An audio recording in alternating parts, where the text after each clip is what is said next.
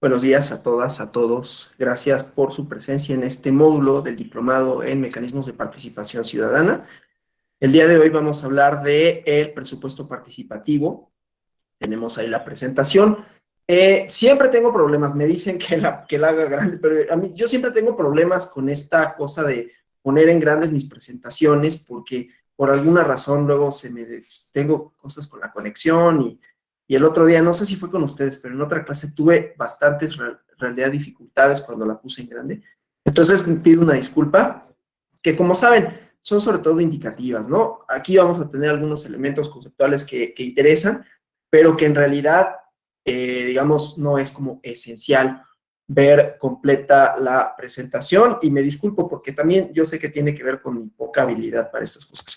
Bueno, voy a comenzar pues con algunas ideas, primero sobre la inserción o la relación entre los presupuestos participativos o el presupuesto participativo como mecanismo de la democracia, ¿no?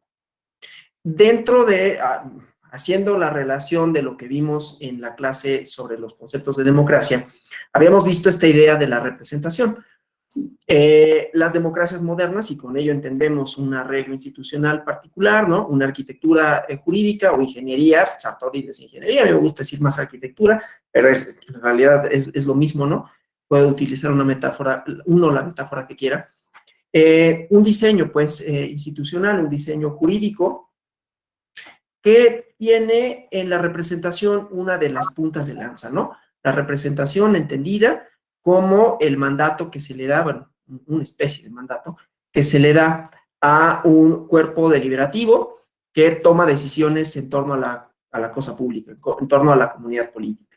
Decíamos que esa representación no es en el sentido más estricto directa, que el mandato que se le da a los representantes populares. Tuvimos inclusive una pregunta al respecto, ¿no? No es un mandato de una obligación absoluta, de manera tal que las y los representantes pueden tomar decisiones, aun si éstas contrarían, en principio, el sentido de los votantes que les dieron su lugar, por decirlo de alguna forma, ¿no?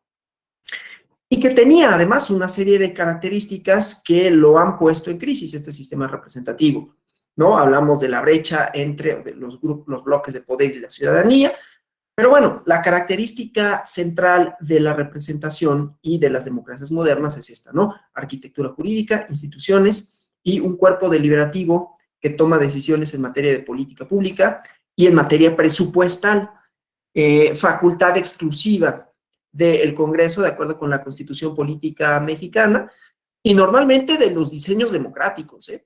En esta idea de la representación viene inmersa también la idea de la división de poderes.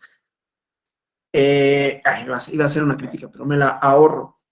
Al rato nos ponemos de críticos. Y en esta idea de división de poderes está inmersa la idea de que en el ejercicio del presupuesto tiene que haber relaciones institucionales entre los poderes para conservar ese equilibrio.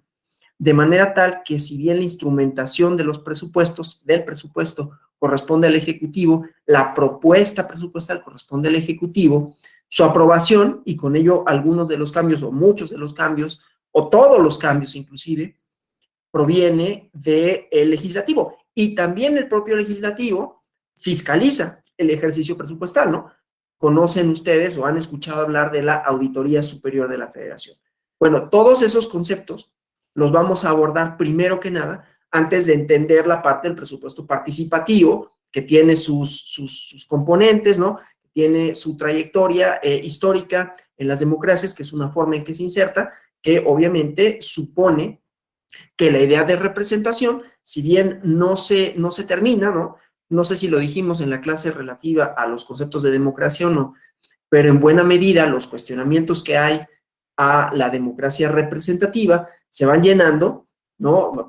La brecha que existe entre representación y representantes, representantes y representados y representadas, se va llenando por medio de, entre otras cosas, mecanismos de participación ciudadana en donde, valga la redundancia, la ciudadanía adquiere un peso preponderante, adquiere más importancia, digamos, de alguna forma, ¿no? En la toma de decisiones, una de las cuales es el presupuesto, ¿no? De manera tal que la representación no es que pierda fuerza, pero se comparte de alguna forma y en algunos sentidos, ¿no? Van a haber otros mecanismos, que si el plebiscito, referéndum, o ya los vieron, y cómo eso va configurando una nueva idea de ciudadanía, que es una ciudadanía, perdón, en donde el principio de participación justamente se modifica. La participación en las democracias representativas, como las vimos, como las definimos en la clase relativa a los conceptos de democracia liberal representativa, pues la ciudadanía juega un papel más bien pasivo, digamos, ¿no? Voy, voto, si quiero, y ahí termina, digamos, mi relación con la cosa pública. En este caso, una de las ideas de todos los mecanismos de participación en general, y esto es paradójico, ahorita digo por qué, es que haya deliberación pública en torno a cuáles son los objetivos, los fundamentos, las ideas de la comunidad política. ¿Y por qué digo que es paradójico? Voy a traer mucho a colación la clase anterior nuestra, porque estamos hablando también de cómo se transforma la idea de democracia a través de esos mecanismos. Y decía que es paradójico que una de las premisas sea la deliberación, es paradójico y no, que sea la deliberación, porque la deliberación en muy buena medida supone que el centro de la discusión es lo político. El diseño de democracia liberal, ahí viene la crítica, el diseño de la democracia liberal representativa supone en buena medida sacar lo político de la discusión, que las discusiones no sean políticas, sean técnicas, ¿no? La idea de que haya no es una crítica a, o por lo menos no es una crítica a todos, es una crítica a algunos. La idea de que haya organismos constitucionales autónomos supone en buena instancia que se saque de lo político, de la política, del espacio político, ciertas decisiones que inciden con la comunidad política, con lo democrático, ¿no? Y en cambio estos mecanismos, de alguna forma, suponen devolver lo político, claro, desde otra perspectiva, por eso digo, es paradójico y no, porque es de la perspectiva un poco más habermasiana de, bueno, sí vamos a deliberar, pero en términos racionales, como lo entiende Habermas, ¿no? De argumentación, ¿no? Lo cual está bien.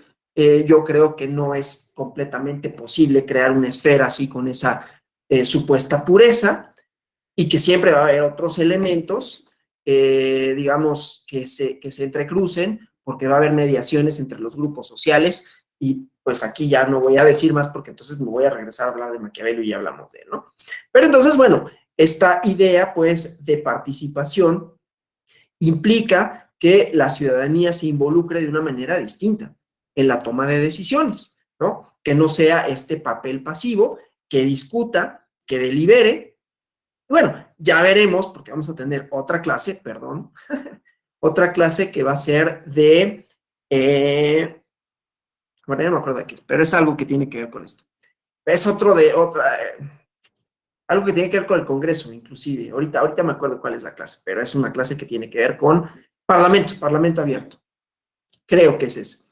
Y entonces ahí vamos a volver a ver esta idea de ciudadanía, también por eso no la desarrollo ahorita, porque entonces me quedo sin material para esa clase.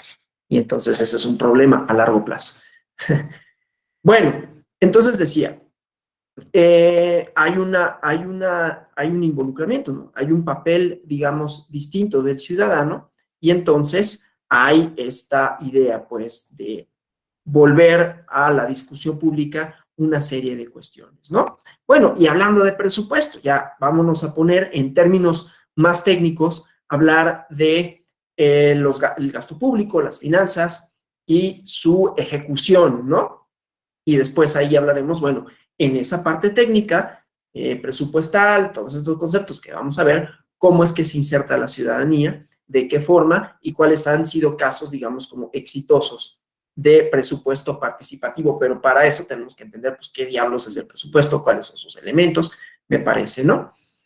Entonces, bueno, vamos a poner una metáfora, la metáfora del ser vivo en las sociedades que se desarrolla, que crece, y con ello implica, obviamente, que las necesidades de las sociedades aumentan, ¿no? en la misma proporción en que crecen, en que se vuelven más complejas. Lo cual significa, pues, que el Estado, para poder satisfacer la demanda de servicios públicos, para proporcionarlos, perdón, de la mejor manera posible, requiere de recursos tanto económicos como financieros.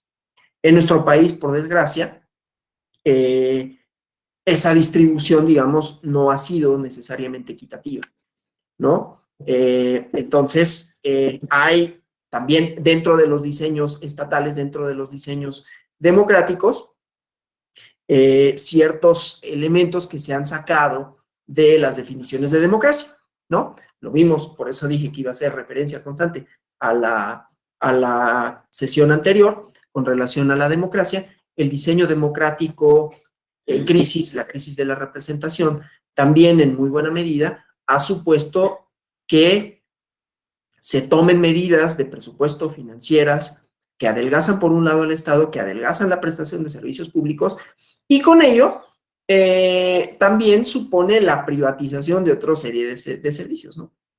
Y aquí estamos ante el problema de la construcción de bienes públicos, ¿no? Entonces, bueno, el problema social, pues, de las finanzas públicas está en el marco de la distribución que el Estado debe de hacer, lo que eso sea que signifique, ¿no? ¿Qué papel juega en una democracia con relación a la distribución del dinero público, ¿no? Y es fundamental, desde luego, que para organizar una adecuada y correcta asignación de los recursos públicos del Estado se sigan mecanismos secuenciales, ¿no? Son elementos también del presupuesto, ¿no? Que haya una previsión, que haya una autorización, perdón, ahí hablamos del Congreso, ahorita lo vamos a ver de manera más clara, ejecución y control, ¿no?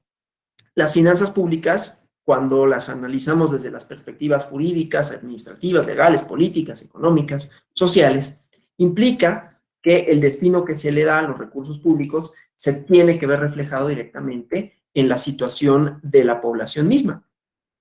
Y desde luego existen problemas de carácter e interés social. La pobreza, el abandono, el olvido en que se encuentran muchas personas, ¿no? Que viven en cinturones de miseria y que constituyen un porcentaje muy alto en la actualidad, ¿no? La pobreza también implica la falta de recursos suficientes para satisfacer las necesidades de una población, de un grupo de personas determinadas, y no contar con la capacidad y la oportunidad de producir para estos bienes públicos, ¿no? Se trata, pues, de un fenómeno general de desarrollo insuficiente, y se considera que una persona vive en pobreza cuando tiene una situación precaria en donde carece de capacidades, de oportunidades de desarrollo y se manifiesta en situaciones de escasos ingresos, insalubridad, desnutrición, vulnerabilidad. Es ahí donde entra el papel del Estado como productor o no de bienes públicos, ¿no? Y cómo mejoramos esa parte, ¿no? Y bueno, todas estas condiciones que inciden negativamente en sus oportunidades de sobrevivir, de mejorar su calidad de vida. Desde luego, no es una clase sobre pobreza ni nada. La pobreza tiene una serie de relaciones, requiere de estudios más profundos, ¿no? Que existen, pero que se deben considerar para su atención, situaciones sociales, culturales, económicas, educativas, de medio ambiente, y entonces para un habitante de un país como el nuestro, hay una definición de pobreza y unos ciertos parámetros que pueden ser relativos con relación a otras sociedades, ¿no? Entonces, bueno, eso nada más como comentario en cuanto a la producción de bienes públicos y entonces cómo se inserta ahí la parte del presupuesto, la parte del gasto, tiene un componente político, ¿no? Lo vamos a ver, ¿no? Y tiene un componente también igualmente político. Esto a mí me interesa muchísimo porque de pronto las discusiones sobre presupuesto, ejecución y todo esto se presentan como si fueran algo como muy técnico, ¿no? Y como si solo fueran una parte técnica, pero tienen un componente político. Ha habido una serie de decisiones políticas, ¿no? Que nos han llevado, que nos han traído a crisis económicas diversas, a falta de recursos diversos, ¿no? Históricamente, y hay estudios bien interesantes al respecto, ¿no? Entonces, tema central de ahí es el presupuesto, pero el presupuesto no nada más es el dinero que tengo para gastar. Es el dinero que tengo para gastar, pero ese dinero que tengo para gastar tiene que salir de algún lado, ¿no? Es decir, tengo que contar con recursos. En principio, yo no puedo, bueno, yo sí puedo, no puedo, no debería gastar más de lo que tienes, ¿no? O sea, yo digo, yo sí puedo en el sentido de, bueno, pues puedes hacer lo que quieras, ¿no? Ya sabrás cómo pagas después las deudas que adquieras. Pero en el sentido de que tendría que haber un equilibrio entre ingresos y egresos. Entonces, un presupuesto, la parte previsible, tienes que ver cuántos recursos cuentas. Contar con recursos y gastar los recursos no es un ámbito nada más técnico, ¿no? Esa es la parte en donde, volviendo a la clase anterior, pues tenemos que ser muy críticos de las democracias contemporáneas, en donde todo creen que se resuelve, se explica y se entiende a partir de técnico, claro, y pues entonces cuando es técnico se tiene que sacar de lo político, ¿no? Y la política fuchi, porque ese es como el discurso un poquito, hasta de politólogos. Pero bueno, ese es otro tema que después trataremos en algún otro curso, conferencia, si es que se puede. En fin, la cosa es que hay decisiones políticas que inciden, tanto en la captación, cómo se captan, de qué manera, a quiénes se les cobra por los ingresos, y ahí tenemos muchísimos ejemplos, no me voy a meter, pero de diseño de política pública en este país, y después cómo se gastan, ¿no? Son componentes eminentemente, aunque no les guste a los economistas y a los politólogos y a muchos abogados que aprenden de ellos, su parte política, que no es muy fuerte, son decisiones políticas, ¿no? Y como dije, ejemplos sobran. En fin, entonces el aspecto público lo podemos considerar dentro de las sociedades modernas como una imagen denominada Estado, ¿no? Entonces, bueno, ¿cómo entender las finanzas públicas, no? Volvemos a la parte técnica, que digo, siempre va a estar atravesada de este otro componente político que tiene que ver con el diseño del Estado, que tiene que ver con la idea cómo se entiende y cómo se ha entendido e instrumentado la democracia y para quiénes, ¿no? Y por eso se cuestiona, por eso surgen brechas y por eso surgen mecanismos de participación ciudadana. Bueno, esa es mi propuesta, digamos, ¿no? Entonces, bueno, volviendo a la parte técnica, para distinguir el objeto de estudio de las finanzas públicas, se puede decir que se refiere a los dineros del pueblo. No quiero hacer eco a ningún tipo de discurso de ningún, pero tampoco quiero como hacer, o sea, si yo no digo pueblo y digo otra palabra, tampoco quiero hacer eco de otro tipo de discursos que ven en el pueblo, ya lo habíamos dicho, ¿no? Como todo lo malo y no, populismo y esto. Entonces, no es que sea yo neutral, pero lo digo sin un ánimo, digamos, de ideología política explícita, ¿no? Pero decía entonces, dinero del pueblo, de ingresos, gastos provenientes de los habitantes de un país y que trata de alcanzar objetivos de carácter social en sentido amplio mediante esos recursos, ¿no?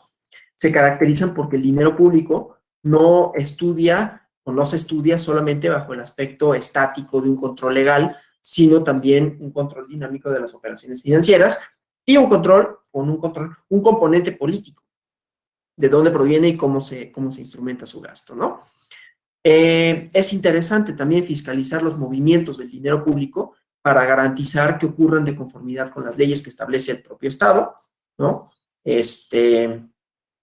Evitar desvíos, mala aplicación de los mismos. Se debe de conocer por qué medio el dinero privado ingresa a las arcas y se convierte en dinero público, qué repercusiones tiene en la vida pública, cómo la afectan, y ello obliga a que se aplique un método, digamos, especial de estudio, ¿no? Y para entender las finanzas públicas, lo primero que hay que hacer es entender al Estado. El objetivo específico, su razón de ser. Claro, nos podemos pelear ahí en la teoría política, ya hablamos de un diseño específico de qué se entiende por Estado, qué bienes públicos o qué bienes públicos no produce y no debería de producir, en la idea de las privatizaciones y del adelgazamiento del Estado, y qué papel juegan los marcos jurídicos ahí. Pero uno de los objetivos también de los estados, pues es construir mejores sociedades, más armónicas, que busquen el bien común para todos los habitantes que lo forman, ¿no? Los cuestionamientos que hay, inclusive al diseño contemporáneo del Estado democrático van en ese sentido, ¿no?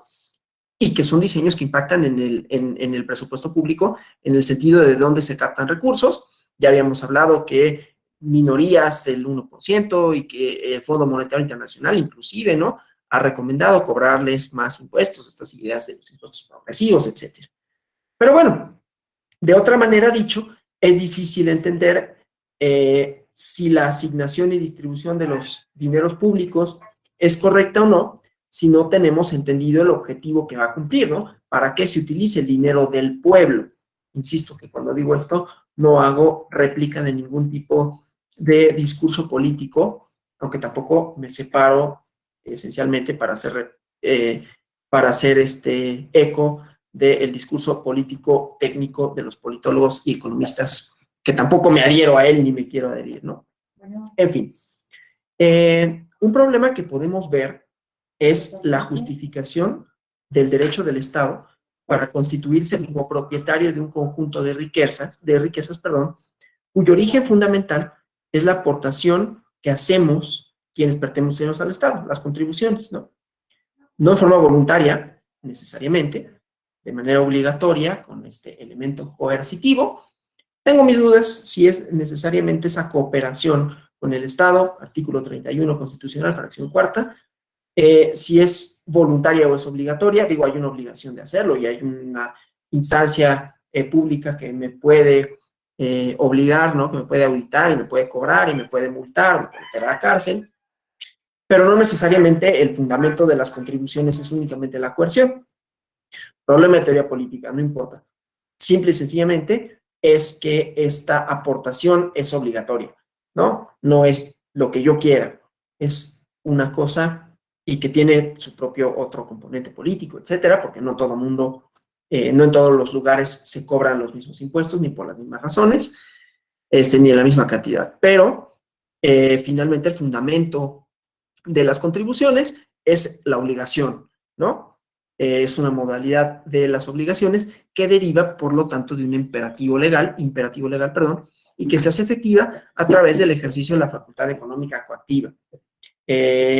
No siempre, desde luego, ¿no? Hay que presentar la declaración y si yo la presento y todo está bien, pues no tendrá Hacienda nada que, ninguna coacción que ejercer en contra mía o en contra suya. Pero bueno, el Estado puede exigir por sí mismo, en uso de su autoridad, el pago de las cantidades que establece el propio Estado, que se establecen mediante las leyes, como créditos a cargo de sus miembros, ¿no? ¿Habrán escuchado alguna vez? Pie de página, ¿no? Esto lo hacemos con una nota al pie de página. La idea de crédito fiscal, ¿qué es eso, no? Es la idea de la deuda que se tiene con Hacienda, y que año con año pues la vamos pagando y que después ellos pueden determinarme la existencia de un crédito porque hay algo, una cantidad que no ha sido solventada de la que se tenía obligación pagar, ¿no? Entonces, bueno, el problema planteado, o el problema que les estoy planteando se relaciona con los fines que tiene el Estado, para qué se constituye, con la idea propia de democracia. Esta, en la medida en que se transforma, pues también se va transformando el papel que juegan las contribuciones, cómo se cobran, a quién se cobran y a qué se destinan. Son decisiones estas que digo políticas, no técnicas.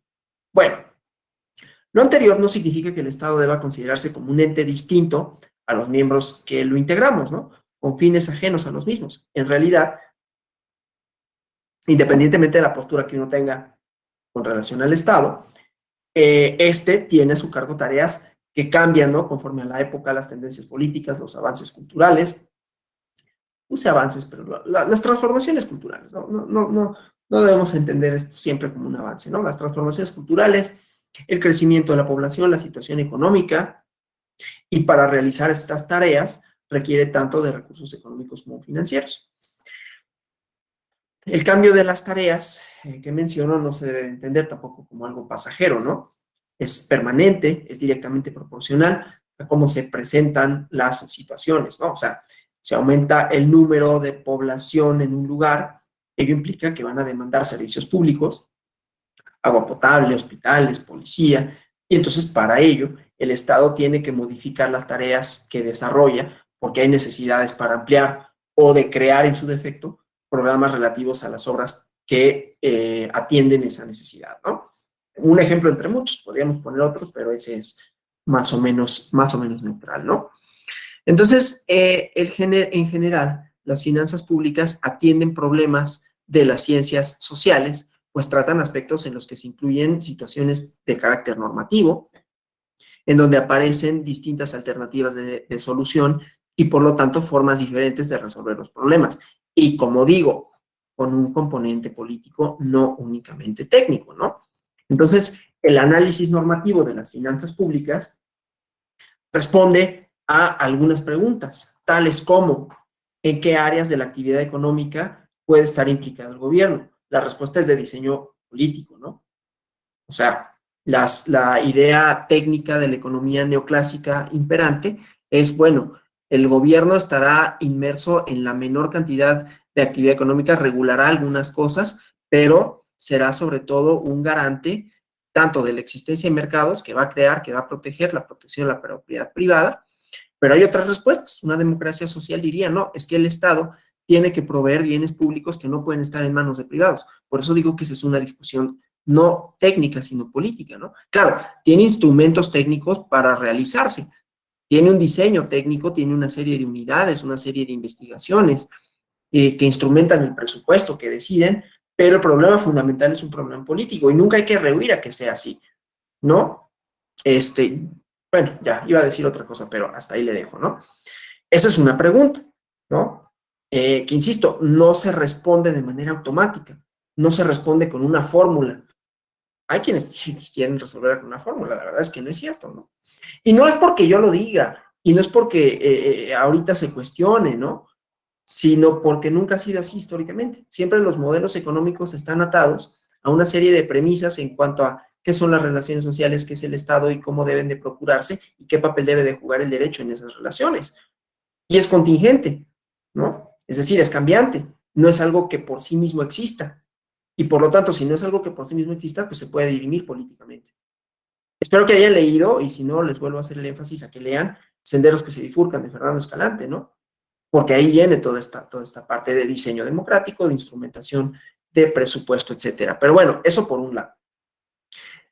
Esa decisión política. Desde luego, luego tiene una parte de instrumentación y esa instrumentación ya requiere de criterios técnicos, ¿no? No es prescindir de los economistas y entonces vamos a hacerlo todo a la buena de Dios. Sí necesitamos de reglas de operatividad, ¿no? Y entonces, la siguiente parte es qué reglas de decisión debería seguir el gobierno en cada área, ¿no? Luego, cómo debería el gobierno financiar sus gastos, que eso también es un problema político. Después se convierte en técnico porque pues, hay que establecer fórmulas y hay que establecer una especialización de personas para que puedan auditar, para que puedan darle seguimiento a los ingresos, a su instrumentación, etcétera. Pero primero, ¿cómo debe de financiarlo? A través de los impuestos, ¿a quién le cobro? ¿Cómo le cobro? ¿Por qué cobro más a unos que a otros? Digamos, siguiendo los criterios de proporcionalidad, desde luego, ¿no? Pero también decir, bueno, si yo impongo, por ejemplo, un impuesto a las grandes fortunas, bueno, entonces ese es un impuesto que tiene una característica especial. Entonces, todo esto son cuestiones que necesariamente van a tener el componente político. Y si hago tanto énfasis en eso, es porque, como decía, la idea de participación ciudadana, de alguna manera, esa es una premisa mía, habrá quien no esté de acuerdo, es poner en el centro a lo político nuevamente, ¿no? Inclusive las discusiones contemporáneas, y eso sí lo abordamos en la clase anterior, las discusiones contemporáneas con relación a la democracia y las críticas de la representación, es justamente qué lugar debe tener lo político, es decir, qué tanto se debe de involucrar la ciudadanía. Y no únicamente mediante estos aspectos formales, que desde luego importan, ¿no? Sino la participación entendida en un sentido amplio, ¿no? Protestas, marchas, cartas, etcétera, ¿no? Pero claro, este es un cauce legal y los cauces legales siempre son deseables y siempre son los mejores, ¿no? No solo porque se pueden controlar, no solo porque se pueden predecir en cuanto a su ocurrencia, en cuanto a su frecuencia, sino porque tienen soluciones que son vinculantes para todas y todos, ¿no? Y que además estamos, al ejercerlas, estamos aceptando los resultados, de alguna forma, ¿no? Entonces, bueno, pues esa parte sí normativa es importante porque fomenta una serie de normas de convivencia.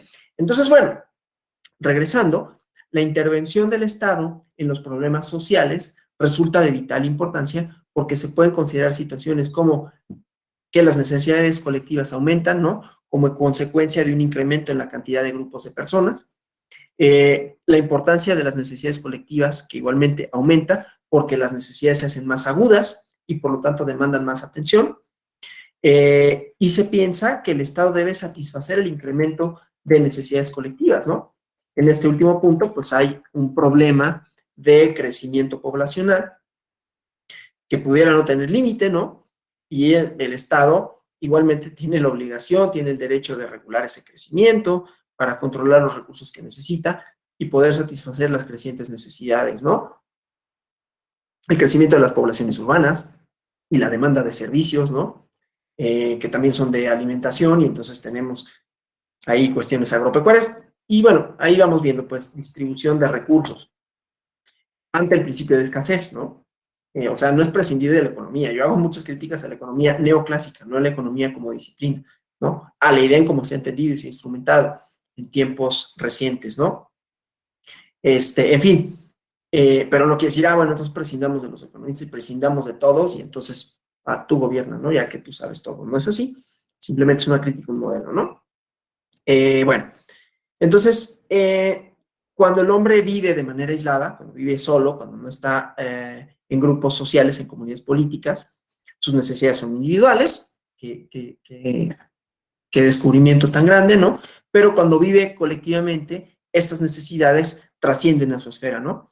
Y estas necesidades de grupo a veces se pueden satisfacer por acciones particulares, de forma libre, pero muchas veces no es muy redituable para los particulares, no les importa, tienen finalidades distintas, ¿no? Esta idea del gobierno como empresa, que luego se pone para muchos ejemplos, pues también es equivocada en el sentido de que las finalidades de la empresa y las finalidades del Estado son distintas, ¿no? Trayendo a colación nuevamente las clases anteriores, ese es uno de los problemas por los cuales los líderes empresarios pues resultan muy atractivos en términos discursivos, pero muy nocivos en términos sociales, porque un Estado no es una empresa, ni se puede transformar en una empresa, ni puede servir como una empresa, porque la empresa busca ganancias individuales, ¿no? Y el Estado busca construir bienes colectivos. Entonces son finalidades distintas. Comentario al margen, pero es importante porque la idea de instrumentar presupuestos va atada a cuáles son las premisas políticas, cuáles son las necesidades y cómo deben de atenderse, ¿sí?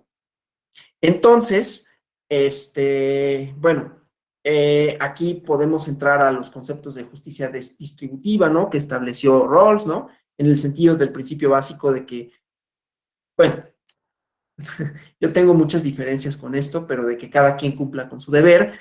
El problema es que los problemas colectivos no se solucionan a escala individual, ¿no? O sea, si tenemos la idea, creo que ya lo había dicho, si no lo dije aquí, lo dije en otra clase, ¿no? De que el problema de evasión fiscal, el problema de basura se va a solucionar con que cada quien tire su basura, pues entonces estamos perdidísimos, ¿no? Y por eso seguimos perdidos, porque la idea de individualismo que ha permeado en distintos campos de la esfera pública, pues nos ha llevado a tener como que pues el cambio está en uno mismo, ¿no? Y no es cierto. Es ahí donde entra el papel del Estado, la distribución de recursos, el presupuesto y la asignación de los mismos, ¿sí? Entonces, necesitamos la creación de bienes colectivos, de bienes públicos, ¿sí? Eso solo se logra si hay una deliberación constante que ponga en el centro de las cosas a lo político.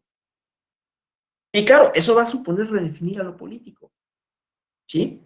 Entonces, el estudio de la vida pública, perdón, bajo este concepto, resulta importante, ¿no? Porque nos va a llevar a entender, insisto, el papel que juega el presupuesto en el diseño del Estado, su instrumentación y su relación con la democracia, no nada más en una parte instrumental de quién propone, quién autoriza, quién fiscaliza, bueno, quién instrumenta y quién fiscaliza. Esa sería como la relación mecánica de esto, ¿no? Sino todos los otros componentes que hacen que la participación tenga como un mayor sentido. ¿No? Un mayor sentido en la idea de discutir cuáles son y cómo deben de ser establecidas las necesidades a partir de la evaluación que haga la y el ciudadano, de la información que reciba, del intercambio que tenga, de la posición social que tenga también, ¿no? Entonces, bueno, esto de manera como importante, ¿no? Con relación a todo esto, ¿no? Entonces, el Estado tiene que realizar acciones que beneficien a las personas de manera general. Entonces, los recursos públicos no solo son aplicados de manera individual a cada una de las personas, sino que deben satisfacer necesidades colectivas en un todo, ¿sí? y que se manifiesta de distintas maneras, ¿no? Tener calles y que las calles estén, pues, más o menos bien pavimentadas, que funcionen los semáforos, que haya quien barra. Luego, está esta idea de ciudadanía, ahí la importancia de tener mecanismos en donde haya participación, en donde haya discusión, en donde haya deliberación, pero para que existan tiene que haber información. Pues es que yo pagaría mis impuestos si los viera. Pues tienes calles. O sea, a lo mejor no son las calles asfaltadas tan bonitas como los puedes tener en, no sé, en Zurich, pero pues tienes calles asfaltadas o más o menos asfaltadas. Tienes agua potable, tienes luz eléctrica. Podemos quejarnos de si funciona o no funciona bien, esa es otra cuestión, pero si estamos viendo materializados, más o menos, en algunos lugares mejor que otros, recursos públicos, ¿no? Tienes arbolitos, abres tu ventana y hay árboles, ¿no? Y esos árboles pues están bien cortados, o más o menos, ¿no? O vas a un parque, no te cobran la entrada de ese parque porque es un parque para todo el mundo, ¿sí? O placitas públicas que están pues adornadas ahí con no sé, ese tipo de cosas, bueno, pues ahí estás viendo los impuestos, ¿no? A lo mejor no te gusta mucho, habrá quienes no les guste mucho utilizar servicios públicos, transporte, el metro en la Ciudad de México, o el Metrobús, o lo que sea. Metrobús es un esquema concesionado, vamos a no hablar del Metrobús, pero a lo que voy es que se ve materializadas en muchas de esas cosas, pues, los impuestos, ¿no? La idea de, bueno, pues yo no necesito del Estado porque yo pago mi médico privado. O sea, sí tú, pero tú no eres el único en este mundo que requiere de servicios médicos, ¿no? Entonces, si yo lo veo a escala individual, voy a tener una idea de Estado y una idea de presupuesto, y entonces, pues, ¿para qué le asignan recursos al ISSSTE y al IMSS si son re malos y no funcionan y están llenos de personas y mejor yo voy y pago mi consulta privada? O sea, sí, tú, pero tú no puedes hablar por el colectivo. Y de todas maneras, en un momento dado, tienes ese servicio, ¿no? Podrás quejarte de que sea bueno, que sea malo, de que le falte. En la medida en que te involucres, pues vas a ver que a lo mejor necesitaría reforzarse, ¿no? Con recursos. Y para tener recursos para reforzar a esas instituciones o pavimentar tus calles o cortar mejor tus arbolitos, pues vas a necesitar dinero para financiarlo. ¿Y de dónde va a provenir ese dinero? Pues ahí está el problema del presupuesto y su distribución, su ejecución. Bueno, entonces, hay quienes establecen o que afirman, ¿no? Que el problema no radica en la distribución de recursos, sino en perdón, no radica en la captación de recursos, sino en la redistribución de los mismos, ¿no? Entonces, que el problema no es la desigualdad, dicen, yo digo que sí es, pero bueno, que el problema no es la desigualdad en la distribución social de la riqueza, sino que hay inequidad en la posesión de los medios requeridos para generarla, ¿no? Es una idea muy de la democracia liberal, con la que yo no concuerdo. Pero otra vez se soluciona en el sentido en cómo vamos a entender el papel que tiene el Estado. Pero bueno, entonces hay una idea de actuación conjunta del Estado y de la sociedad a partir de la aplicación de recursos jurídicos, fiscales, y después la parte estadística y técnica por parte del gobierno, ¿no? Cuando hace una evaluación de cómo asignar recursos, a qué y a partir de qué, con la participación de la población en general, ¿no? Eh, y que no se resuelve únicamente desde la esfera individual de, bueno, pues es que generar empleos privados para que la gente tenga condiciones para, ¿no? Sino que debe de establecer el Estado, que debe de gastar el Estado para que también haya bienes colectivos, benefactores sociales que lleguen a todas las personas y que, insisto, permitan construir bienes públicos, cosa importante, ¿no? Bueno, aquí podríamos irnos todavía a cuestiones relativas a las discusiones de la justicia social o la justicia individual, que tienen que ver nuevamente con el componente de la instrumentación del presupuesto, ¿no? De cómo otra vez, en su distribución, en su instrumentación, en su ejecución, va a tener repercusiones o no, según, por eso digo que el componente político es importante, según se prepondere la idea de libertad o de igualdad, ¿no? Hay quienes opinan dentro de un marco de argumentación más bien conservador, ¿no? Que la libertad y la igualdad son enemigas entre ellas y que quienes buscan libertad deben, por lo tanto, rechazar un deseo igualitario y que entonces las formas para combatir la desigualdad es crear bienes privados y no bienes públicos, ¿no? Esta idea de que, pues, es que si el de hasta arriba, y no me refiero al Estado, sino las empresas tienen dinero y van a poder distribuirlo de mejor forma, cosa que no sucede, porque las políticas salariales pues, son muy precarias, ¿no? Papel del Estado. Eso lo dejo de lado porque es otra materia que no tiene que ver con presupuesto, ¿sí? Pero bueno, la idea de la distribución o la redistribución es lo que importa con relación al presupuesto, ¿no? ¿Cuándo tiene que intervenir el Estado? ¿Por qué tiene que intervenir el Estado? ¿No? Porque como sabemos, ¿no? Como ente jurídico político, enfrenta situaciones de diversa índole cuando trata de cumplir las funciones para las cuales fue creado. La función primigenia, si nos ponemos muy jovencianos, pues es la seguridad, pero la seguridad es un bien público, ¿no? Es más, a ver, la democracia es un bien público, ¿no? O sea, son instituciones públicas las que la procuran, las que la promueven, las que la instrumentan, las que la ejecutan, las que la procuran, y no podría estar en manos de privados, porque entonces estaríamos en el principio de la ganancia monetaria, y en realidad no es una idea de relación de convivencia social, de convivencia política, que proporcione ganancias. Entonces, la democracia es un bien público, como lo es la seguridad, como es muy probablemente, muy seguramente, no voy a hacer polémica al respecto, solo lo menciono, la salud, como lo puede ser la educación, etcétera, ¿no? No hay nada que esté predefinido, a final de cuentas.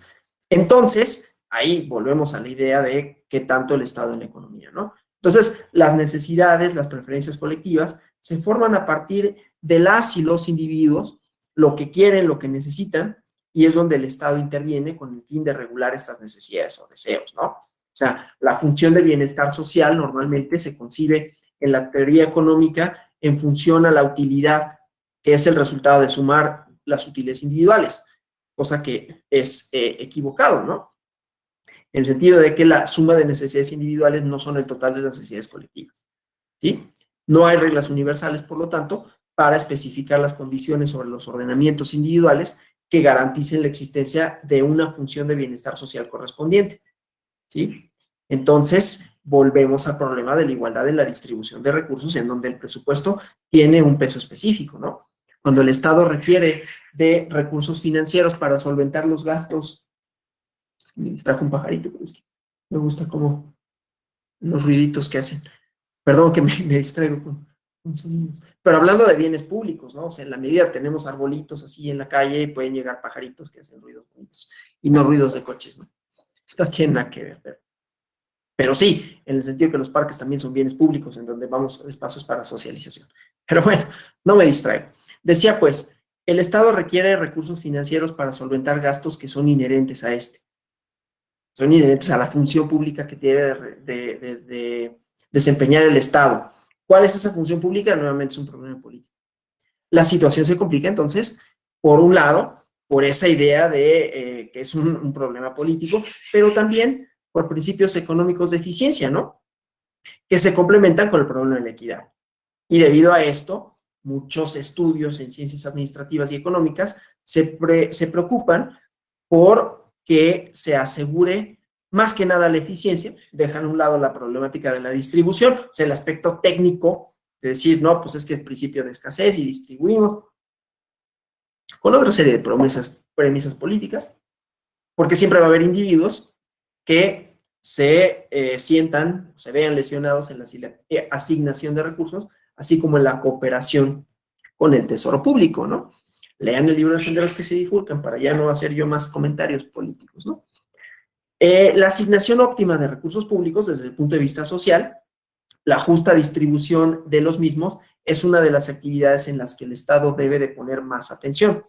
Con relación a esta asignación óptima, digamos, de recursos, es conveniente que se tome en cuenta la función de utilidad social, ¿no? Y esta función normativa caracterizada porque está dada en términos de consumo individual, pero también por un conjunto de consumos y de producción, distribución de bienes colectivos, ¿no? Entonces, bueno, las finanzas públicas se vuelven tema central en esta parte, ¿no? que tienen que tener presente, y digo, es que el presupuesto se inserta en todo esto, ¿no? O sea, no he llegado a la definición de presupuesto, pero es que primero hay que dar como todos los elementos que le dan sentido al concepto, vamos, ¿no?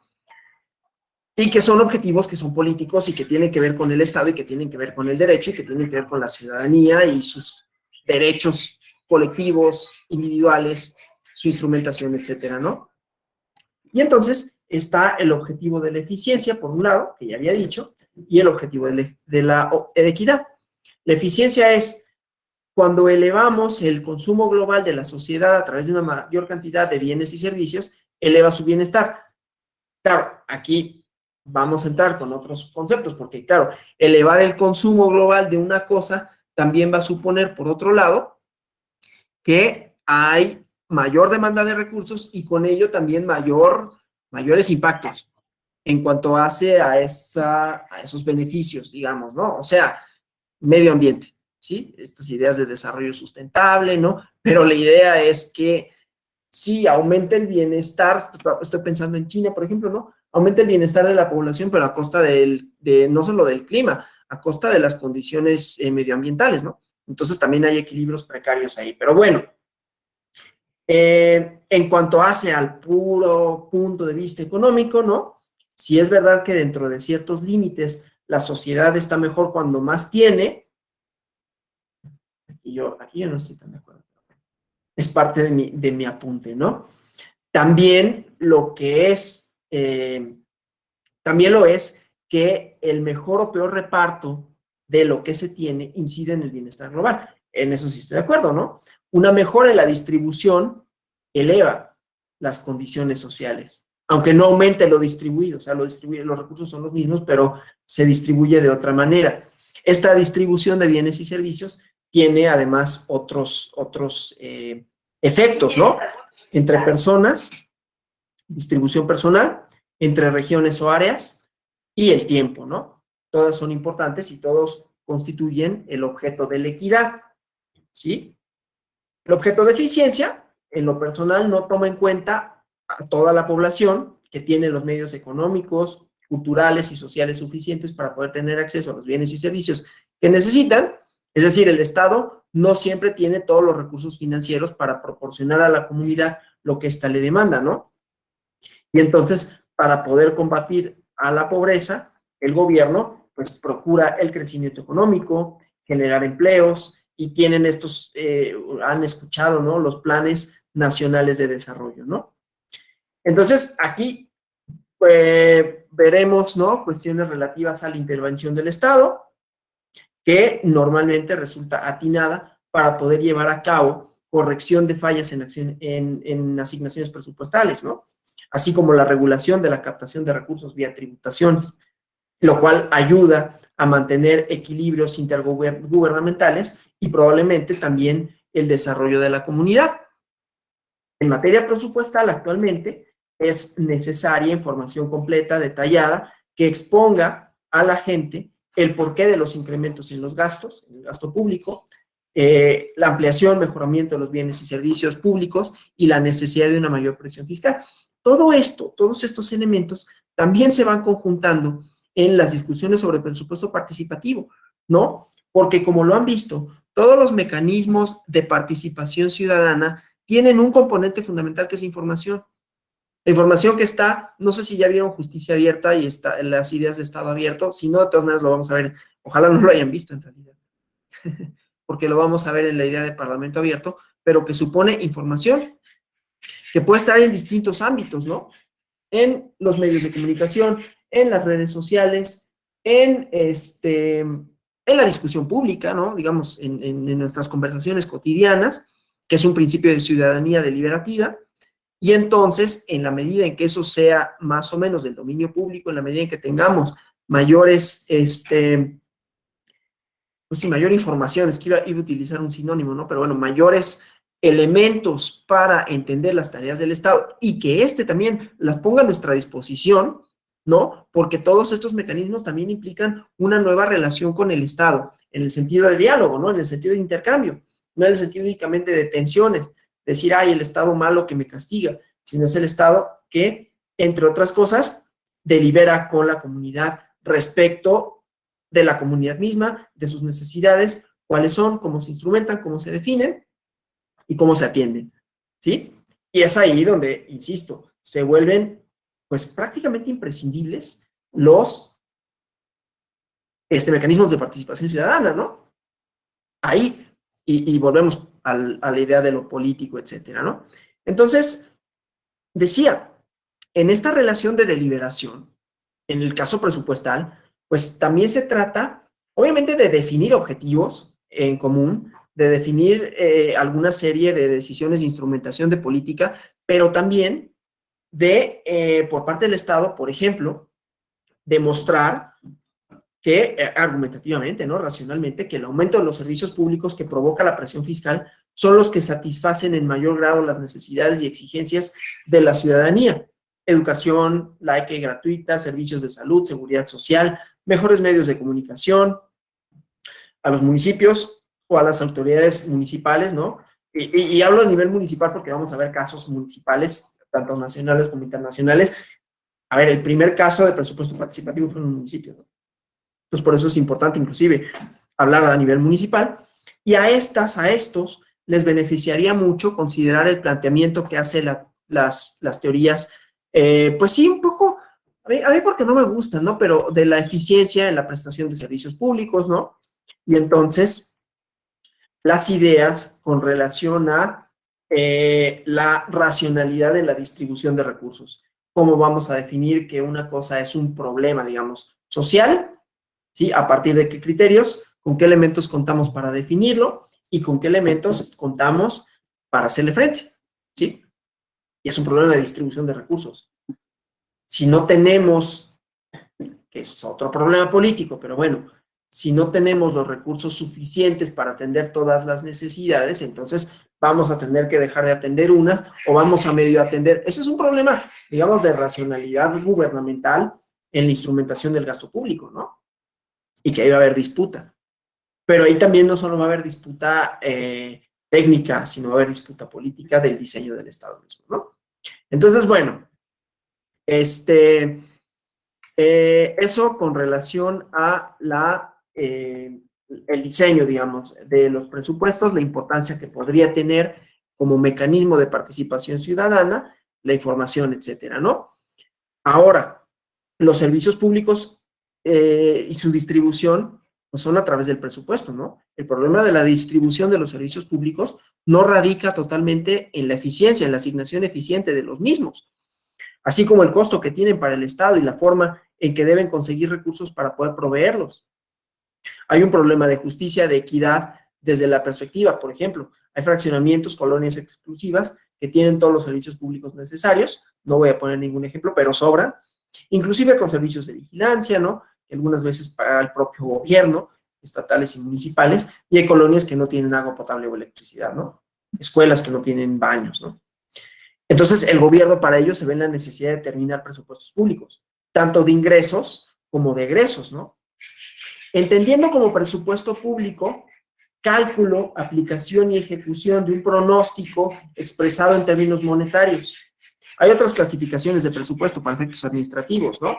Presupuesto irreductible por programas, preliminar, regularizable, no regularizable, por áreas de responsabilidad, base cero, participativo, ¿no?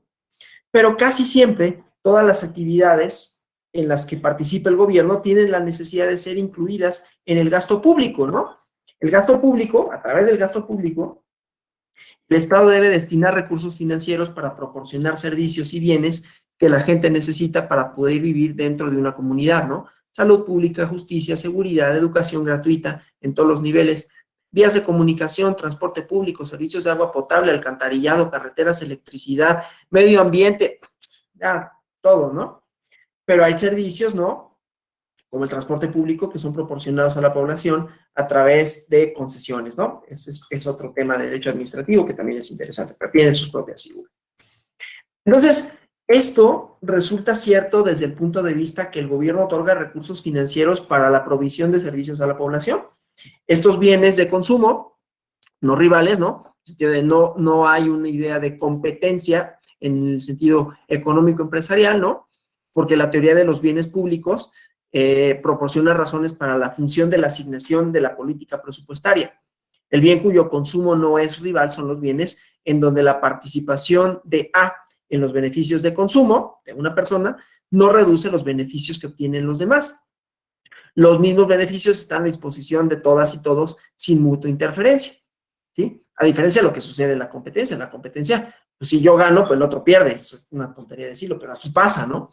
Esa es la idea bueno, de un diseño de Estado, que ya no me voy a meter en eso porque me distraigo mucho con eso.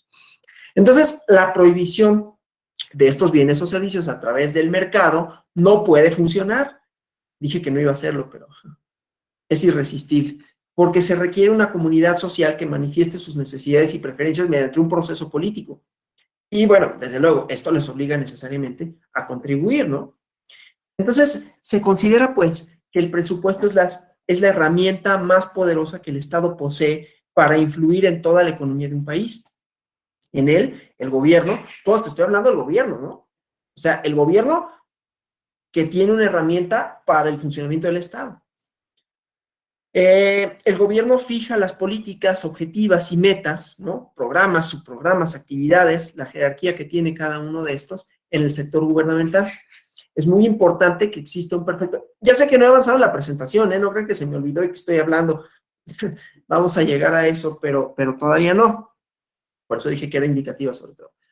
Decía, pues, es muy importante que exista un equilibrio, o lo más posible que se pueda, entre los ingresos y los gastos. La base económica que se le imputa a todas las actividades presupuestarias del Estado es a partir de todas las colectividades sociales y tenemos el problema de la escasez, ¿no? De recursos comparados con las demandas o con las necesidades de estas, ¿no? Entonces, el reparto, tenemos una pregunta. Si la pregunta no es sobre la presentación, porque esa no ha avanzado, adelante, por favor. Sí. Hola, buenos días. Buenos días. Bueno, retomando el tema del presupuesto, si tomamos en cuenta y precisamos que, pues, yo como mamá, para mí la educación es un derecho humano y que, pues, es importante que tengamos en cuenta que para esa educación que tenemos la posibilidad de tener una educación pública, que es un motor, se puede tomar como un motor de desarrollo, un instrumento para pues, tener eficacia y reducir la pobreza, pues mejorar la salud, lograr la igualdad de género y, ¿por qué no, la paz? Entonces yo creo que el gobierno sería muy bueno que retomara ese presupuesto y lo vinculara ante la educación pública, porque desgraciadamente tenemos escuelas que están muy deterioradas y que no tienen el espacio adecuado para que nuestros hijos, que siendo la base del futuro, puedan buscar ese rendimiento.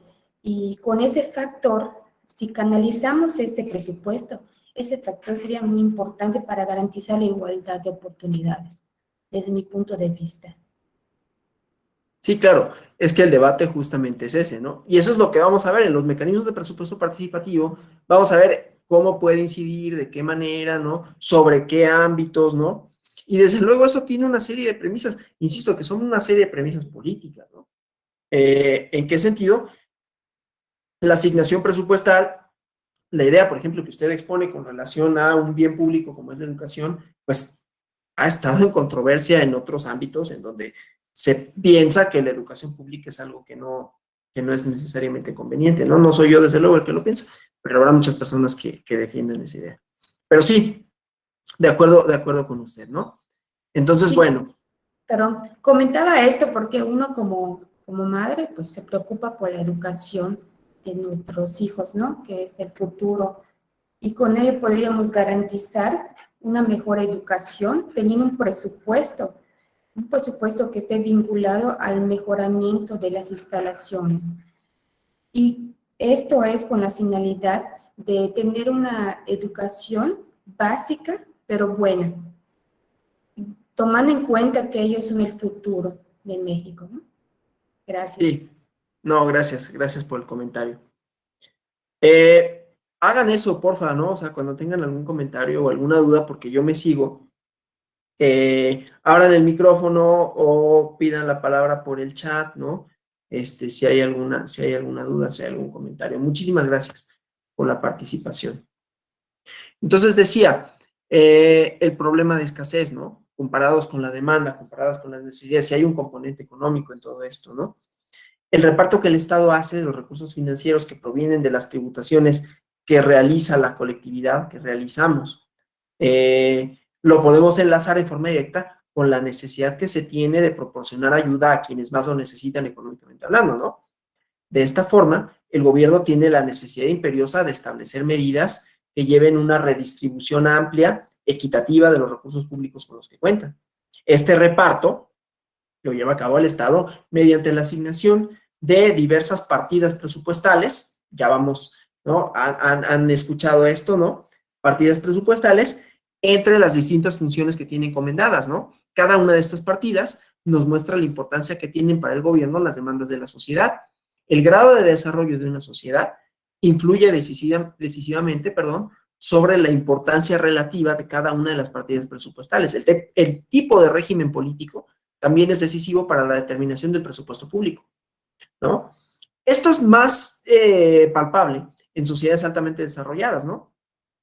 En donde los impuestos, las tributaciones que pagan las personas al gobierno son elevadas por un lado, y a cambio reciben servicios públicos satisfactorios, total o parcial, pero muy, muy satisfactorios en general, y contribuye grandemente, desde luego, a la nueva acción fiscal, ¿no?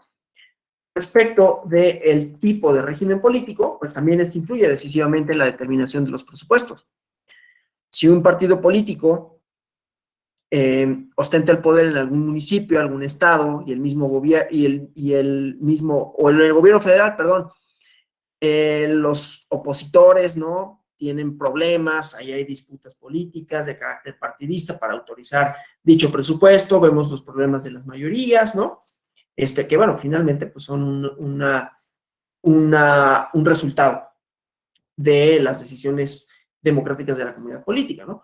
Pero entonces, bueno, el chiste pues es que esta autorización presupuestal, la asignación de los recursos financieros, ¿no? Lo que provoca la asignación o no asignación, ¿no? Que se lleven a cabo o no la satisfacción de necesidades de la población, y con ello las consecuencias políticas que tiene, no solo electoral, ¿no? Sino de bienestar de la comunidad, es lo que justifica la elaboración de presupuestos, tanto de ingresos por parte del Estado como de egresos, ¿no?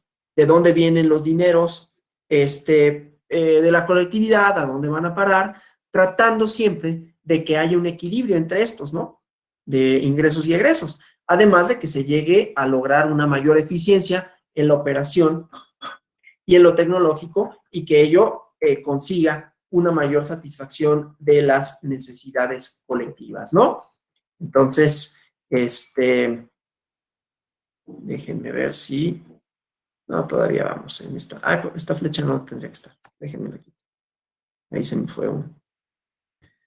Bueno, entonces, no obstante que muchas medidas, tanto de captación de recursos como distribución de estos, afectan sensiblemente la situación económica y financiera de un país, hay algunos objetivos políticos en los presupuestos que son la asignación, la distribución y la estabilización, ¿no?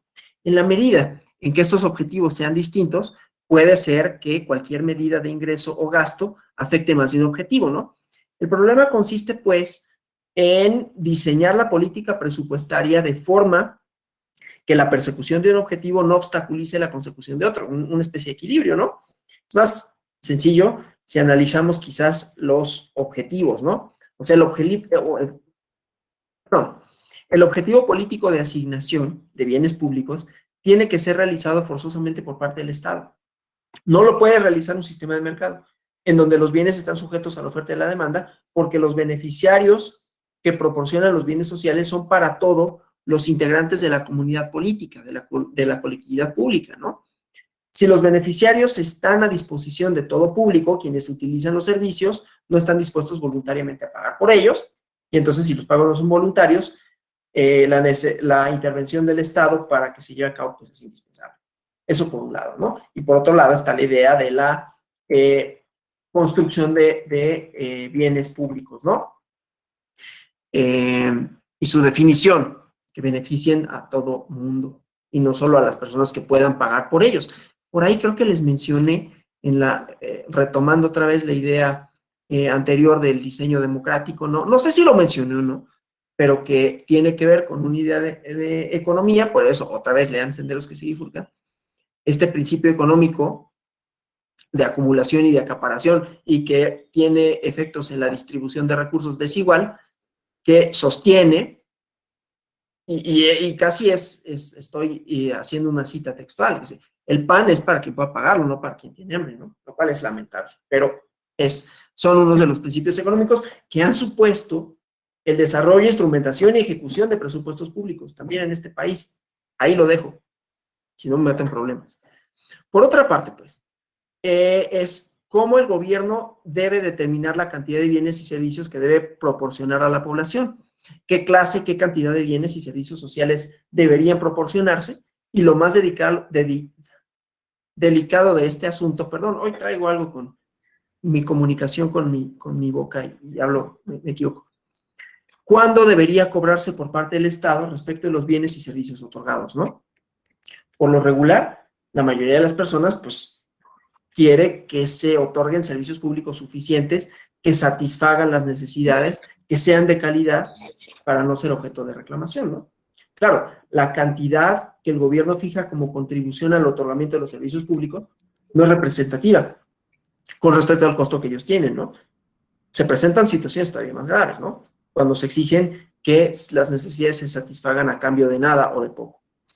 Volviendo, pues, al objetivo político de la distribución, se basa en el eficiente reparto de la riqueza pública, dadas las necesidades de la población, siempre tratando de ser equitativo en su reparto. El aspecto técnico es imprescindible. Yo he hecho énfasis del problema, que todo sea técnico, pero sí hay un componente técnico que es importantísimo, ¿no? En el diseño presupuestal. Ya veremos cómo esto se vuelve compatible con los presupuestos participativos, ¿no? Ay, pero yo no soy economista, ¿cómo voy a participar? Sí se puede, porque hay componentes políticos y hay componentes sociales, ¿no? Entonces, entran en consideraciones cuestiones que no pueden escapar de la filosofía social, ¿no? Y que constituyen en sí mismas juicios de valor como lo justo y lo injusto, ¿no? Técnicamente, la distribución eficiente de los bienes y los servicios públicos debe de hacer de manera tal que maximice la función de bienestar social, con objetivos perfectamente... Alguien me va a acusar de comunista por lo que digo en las clases. Con objetivos perfectamente definidos que cumplan con los requisitos de equidad necesarios para llevar a cabo esta distribución, ¿no? Desgraciadamente, influyen en forma decisiva factores que afectan a esta distribución, políticos, económicos, de salud, educativos, ¿no?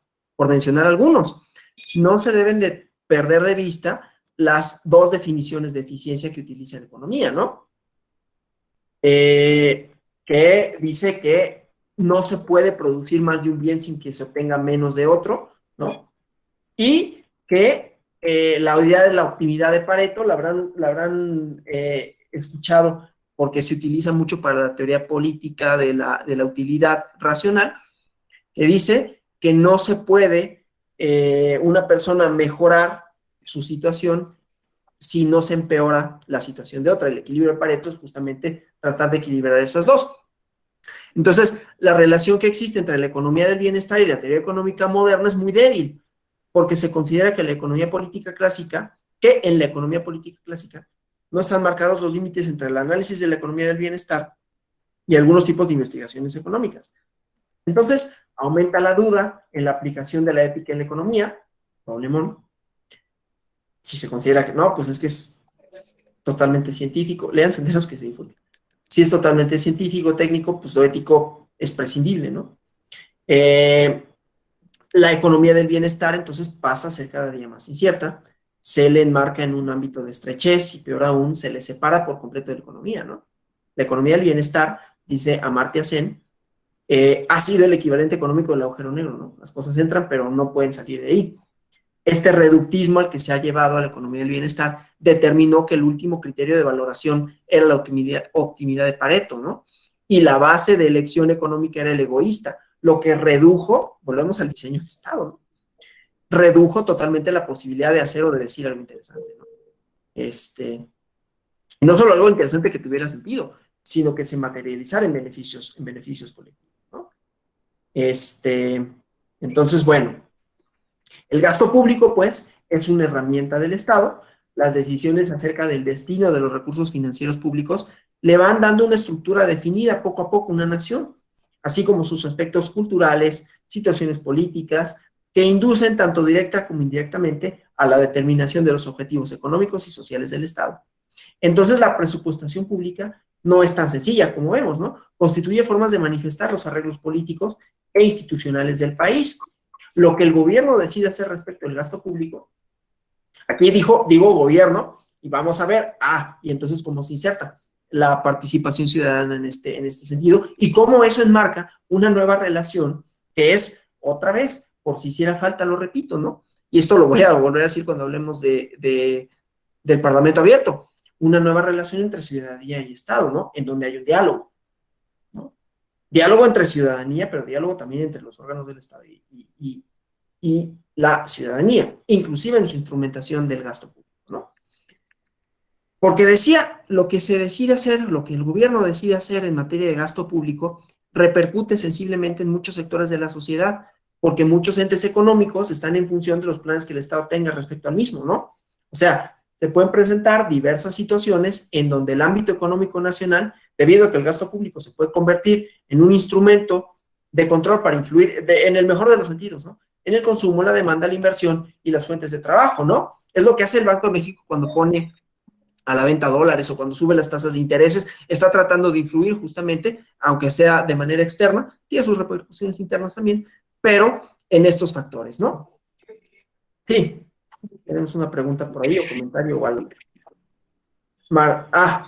Marcela, ahora sí es su nombre, ¿verdad? Me acuerdo que... Sí, Marcela. Es correcto. Adelante. La compañera mencionó algo muy importante en el gasto público, la educación, la salud, pero también hay una muy importante, desarrollo social. La infraestructura en desarrollo social es muy importante, sobre todo en los estados, y es donde sufrimos más de esa incongruencia de presupuesto. ¿Por qué? Porque lo que es presupuesto del Estado lo aprueba el Congreso del Estado, de cada entidad, y lo que es del municipio, pues lo aprueban los regidores.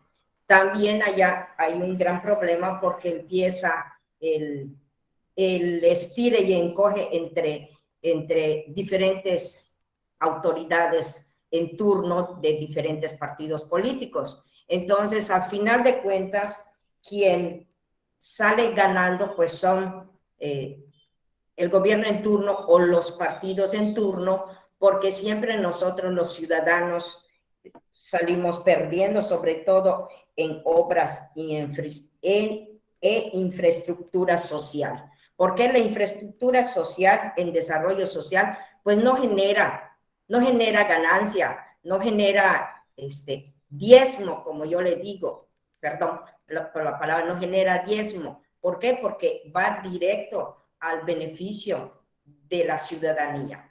Lo vemos en nuestras comunidades, en nuestras colonias, en nuestras comisarías.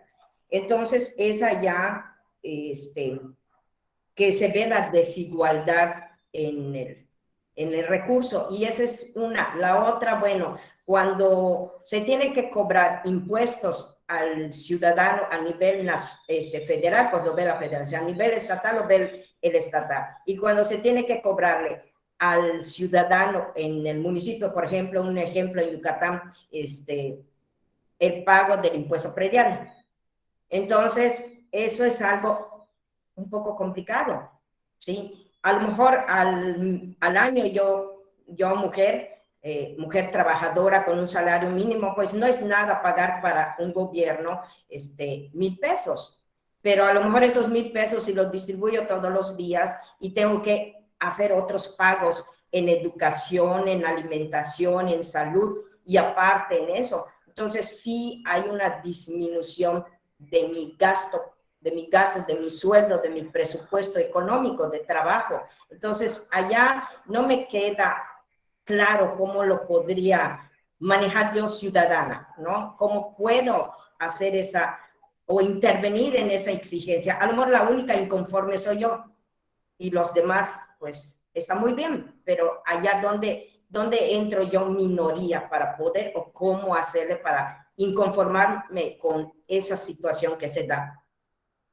Bueno, es una de las ideas detrás del presupuesto participativo.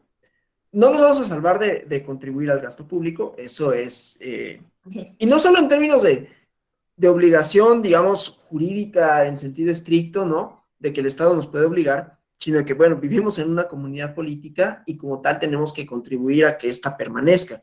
Y una de las formas en que tiene que permanecer la comunidad política, pues es a través de los recursos. No puede subsistir ningún Estado, ninguna, vuelvo a decir, comunidad política, para no ponerle la carga negativa que pueda llegar a tener la idea de Estado. Ninguna comunidad política puede sobrevivir si no tiene recursos que no sean nada más los recursos individuales de cada persona, porque hay necesidades colectivas que nos trascienden, ¿no? Que son necesidades de todas y de todos, pero que en la medida en que hay desigualdades sociales, económicas, políticas, etcétera, pues estas no son iguales para todas y todos, aunque todos tengamos que contribuir en la medida de lo posible para atenuarlas. Pero para efectos de en qué se debe gastar, cómo se debe instrumentar, etcétera, pues está el presupuesto participativo, desde luego, ¿no? Ah, qué lástima que no tuvimos nosotros la clase, digo qué lástima por mí, no tanto por ustedes, a lo mejor para ustedes qué bueno que no, la clase de consultas ciudadanas, porque ahí el artículo 35 constitucional limita, por ejemplo, a ciertos ámbitos que no pueden ser, gracias por volver a poner el libro de Fernando, que no pueden ser sujetos de materia de consulta, ¿no? Entre los cuales están las cuestiones relativas a los ingresos, o sea, los impuestos, ¿no? Así es el diseño constitucional, lo cual no quiere decir que no se pueda, todo se puede. Vaya, ¿por qué no? Pero el artículo 35 está limitado a una serie de supuestos. En fin, la idea del presupuesto participativo es justamente discutir sobre qué se debe gastar, instrumentar, etcétera, ¿no? Ya vamos a ir viendo una serie de definiciones con relación a esto, ¿no? Bueno, entonces un presupuesto público es, perdón, es que todavía no estaba, el gasto público y lo que el gobierno decida hacer tiene que ver también con cómo obtiene los recursos para poder solventar los gastos que enfrenta, ¿no? O sea, hay una situación ilógica, pero que aparentemente tiene una razón de ser, hablando de las finanzas públicas, porque cuando hablamos de finanzas privadas, las personas, las empresas, las industrias, primero veo cuánto dinero tengo y después gasto. Bueno, las personas no lo hacemos necesariamente así, pero los gastos están en función directa de los ingresos. En las finanzas públicas es al revés. El gobierno primero calcula los gastos y después los ingresos, ¿no? Si es correcta, si es justa, es una cuestión que es muy polémica, ¿no? Va a haber luchas entre el Estado y la sociedad, mientras que la segunda va a demandar un mínimo de contribuciones, el primero va a buscar la manera de incrementar los ingresos, ¿no? Dentro del marco contextual del sistema tributario del país, entonces nos encontramos que los impuestos tienen un lugar muy importante, que se dan en los 3 niveles de gobierno, que tienen facultades de cobrarlas y de crear otros específicos de su ámbito territorial. Un problema para México, por cierto, esa idea de que los municipios, no me voy a meter mucho en eso porque puede resultar polémico, ¿no? Pero tienen facultades para cobrar más de lo que cobran, recaudan poco. Y ese es un problema en la recaudación, ¿no? También a nivel federal, pero a nivel local también. Pero bueno, este fundamento normativo ya lo había establecido, artículo 31, cuarto constitucional, y entonces la forma en que el Estado obtiene ingresos se llama política tributaria, constituye la manera más importante y decisiva a través de la cual se asignan recursos y distribuye la riqueza. Es imprescindible que el gobierno tenga mucho cuidado en la aplicación de esta política, ¿no? Cualquier modificación que tenga va a afectar en mayor o menor grado las decisiones de consumo, ahorro, inversión, trabajo de los entes económicos, ¿no?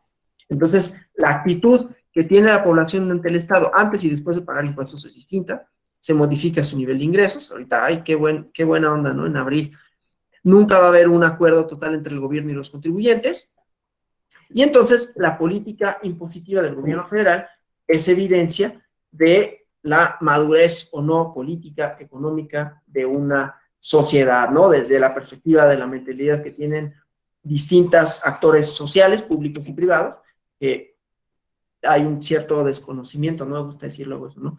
De la mecánica a seguir en cuanto hace la determinación de las tasas impositivas y de los impuestos mismos, el destino que tienen, lo cual provoca malos manejos en los recursos, ¿no?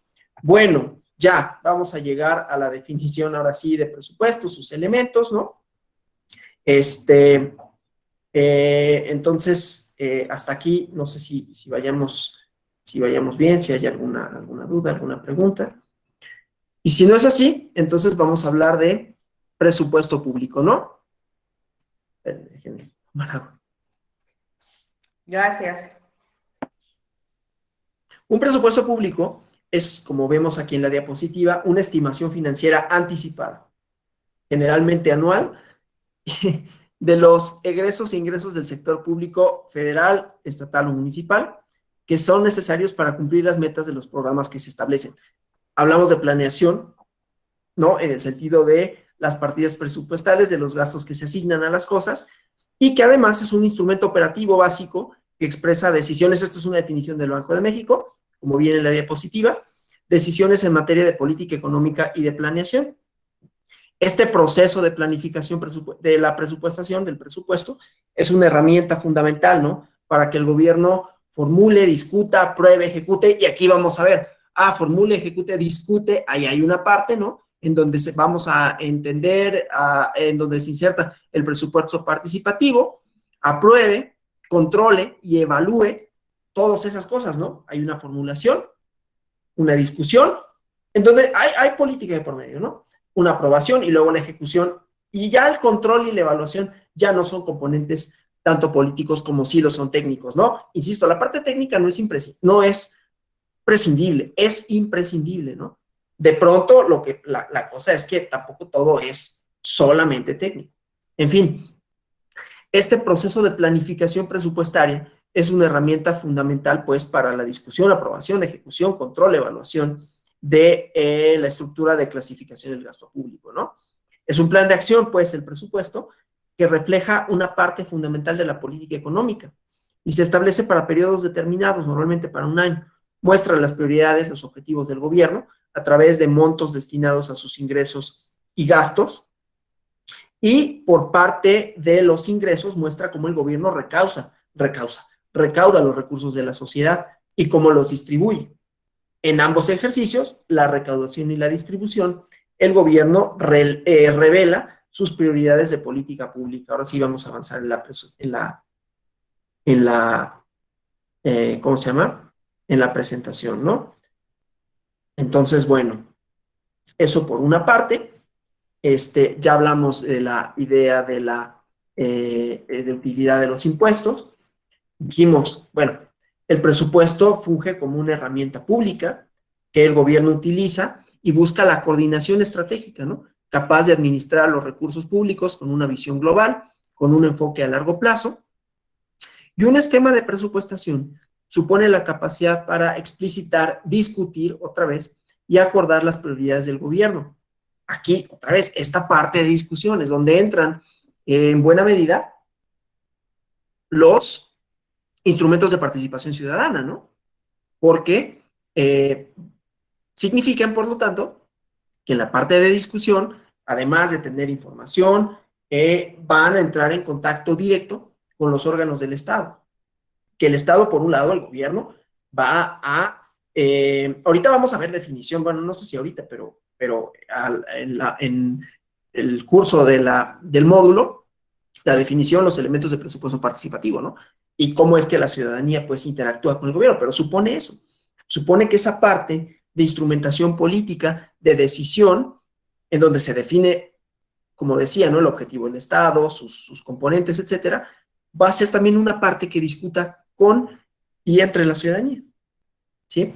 Entonces, se trata también, pues, de definir las prioridades sectoriales del gobierno, ¿no?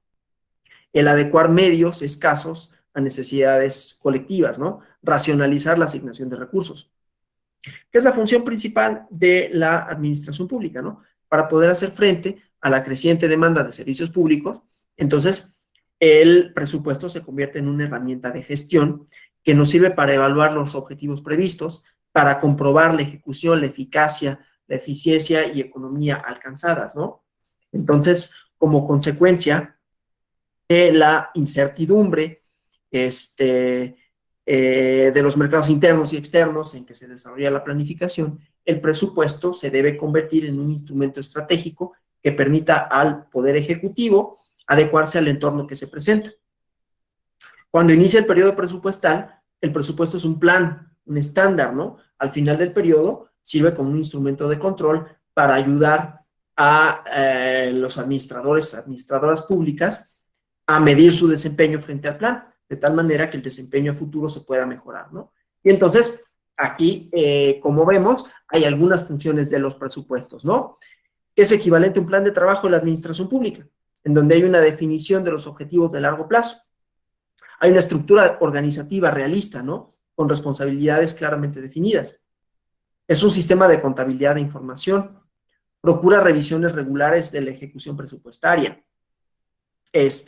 Funge como plan para buscar la eficiencia, ¿no? Ciertos objetivos o alcanzar objetivos al menor costo posible. Es un instrumento de medición también. Es un instrumento de poder y de autoridad. Es un instrumento de control administrativo. Es una vía de redistribución de los recursos y una herramienta para acelerar el desarrollo económico. Entonces, déjenme avanzar en la presentación, para que un presupuesto cumpla con mayor éxito su función, se debe tomar en cuenta el contexto en que éste se desarrolla, ¿no? Se deben de abordar de forma realista y positiva los factores inciertos que quedan fuera del control de los planificadores y mantener la coherencia entre objetivos y posibilidades de éxito de estos, ¿no? Determinar el modelo de presupuesto, porque debe facilitar la información sobre ventajas y consecuencias de las acciones, y existir un sistema para comparar de manera periódica, fácil y eficiente los datos previstos de los reales, ¿no? El presupuesto, el proceso presupuestario, tiene que estimular la mejora continua y la mejora de los recursos de la administración, ¿no? Bueno, entramos a esta parte, ¿no? La idea de la planeación financiera, que es una parte esencial del presupuesto de desarrollo, del proceso de desarrollo del presupuesto. En la planeación se reflejan prioridades, metas y objetivos a las que se destinan los recursos públicos, ¿no? De acuerdo con la CEPAL, el diseño institucional en el campo fiscal debe de responder a 3 objetivos, ¿no?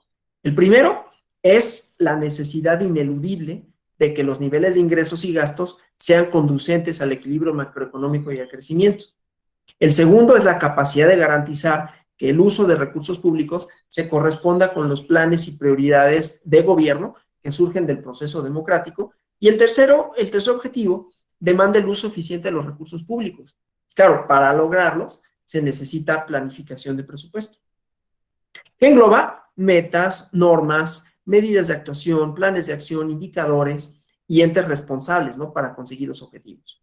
La planificación es una selección cuidadosa de fines y medios apropiados para alcanzar objetivos en función de los recursos disponibles.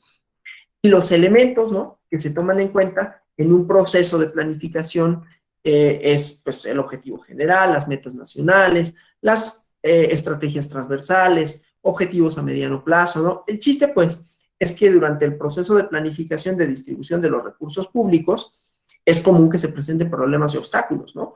Porque el presupuesto público es una herramienta que aborda un futuro incierto, que es afectado por distintos factores externos que van más allá de quienes toman las decisiones, ¿no?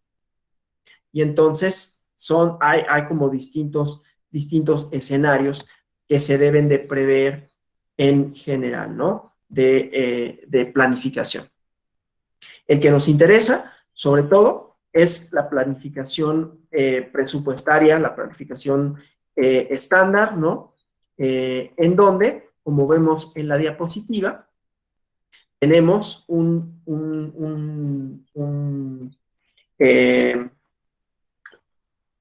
objetivo, ¿no? En donde se trazan metas nacionales, donde hay objetivos a mediano y a corto plazo, ¿no? Donde se describen iniciativas, planes a mediano plazo y cómo se realiza el plan financiero, ¿no?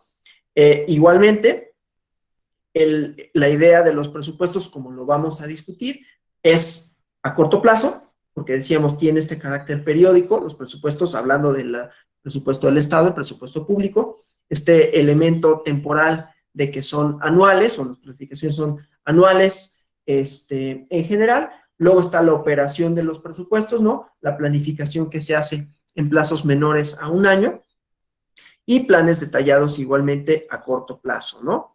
Entonces, bueno, las etapas de la programación presupuestal, ¿no? El sistema político que genera decisiones gubernamentales se efectúa mediante este proceso que vemos aquí, ¿no?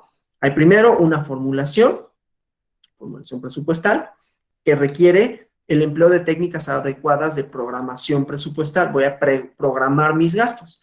La formulación se inicia, y digo programación porque recordemos, tenemos el elemento temporal, ¿no? La formulación empieza con un diagnóstico del entorno general de la economía, los antecedentes, ¿no? Que permiten formular una idea acerca de los principales problemas, ubicar sus causas. Este análisis se debe tomar en cuenta al momento de determinar los objetivos de política pública del gobierno.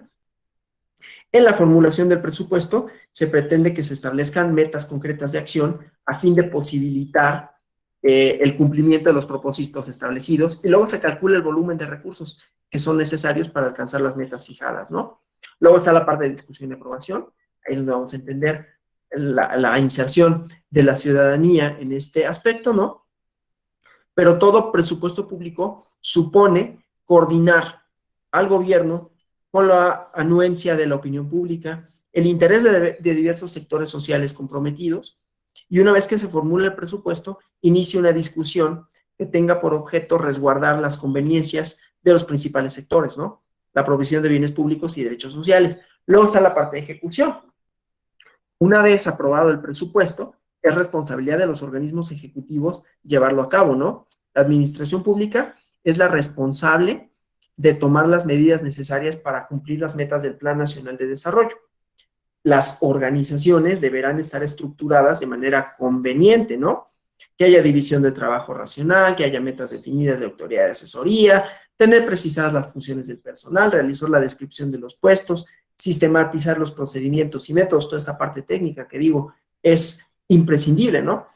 Y para el funcionamiento eficiente de las organizaciones también es indispensable contar con la dirección acertada, ¿no?